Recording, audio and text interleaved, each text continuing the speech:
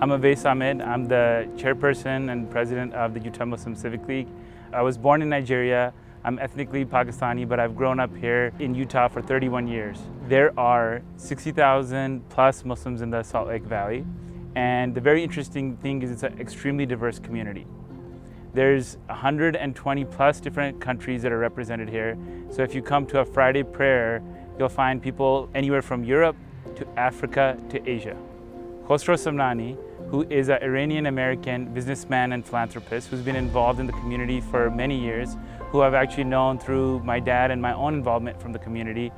He called all the different mosques and the leaders of the community together. And it was really important that he was out of one particular mosque because he had a different kind of credibility and through his work in the last 20 years, he was able to get all those people together. There isn't much interaction between the different groups. They don't have anything that ties them together in terms of an organization. They don't have any communication channels. And sometimes the baggage that they're bringing doesn't allow them to open up and talk to each other. So there needs to be an organization that brings everybody together outside of the mosque environment, away from that baggage, away from a particular ethnicity, to help them engage with the outside community. The first meeting of the Utah Muslim Civic League, when we were thinking about forming it, there was a lot of controversial stuff going on in the news at the time, particularly discussing about Muslims. And I remember at first, the meeting was very much people just pointing fingers and being analysts. But as we talked about the vision of the league, we started to come up with some actionable items and things that we could do as we became civically engaged and participated in the political process. While we are 501c4, we're not just involved in politics. One of the things that we've seen is a lack of community service, a lack of philanthropy from Muslims outside of the Muslim community.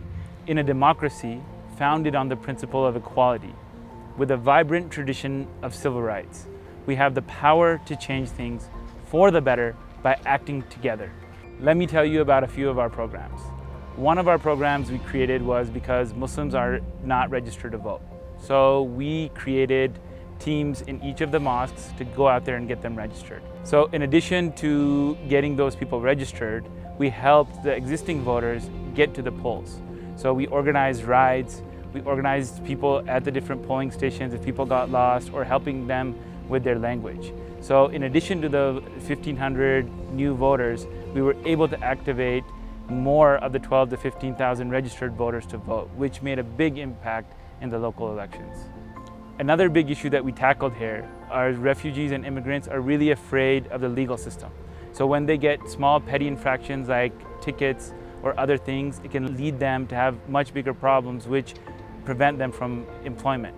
So we work with the Refugee Justice League, who has over 700 lawyers that can help them when they get into these problems. So we were able to leverage the connections of different members of our community and get a lot more things done, whether it was legal care, whether it's medical care, whether it's internships. We were able to leverage those by communicating and connecting with one another.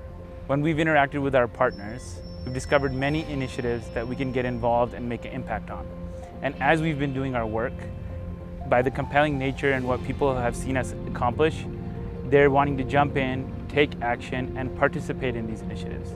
Some of the things that we're really excited about going forward are getting more civically engaged, making an impact in education, giving kids and refugees access to education and programs that they didn't have.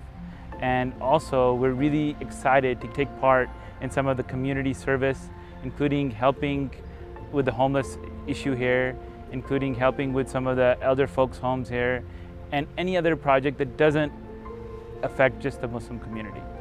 I feel very grateful to be a part of this initiative, and I strongly encourage, if anyone is considering making a civic league like ours, that it's well worth it.